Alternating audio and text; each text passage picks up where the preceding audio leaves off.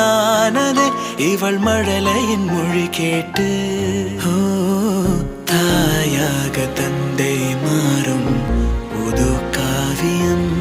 ஓ இவன் வரைந்த கிறுக்கலில் இவளோ உயிரோவியம். இரு உயிர் ஒன்று சேர்ந்து இங்கு ஓர் உயிராகுதே.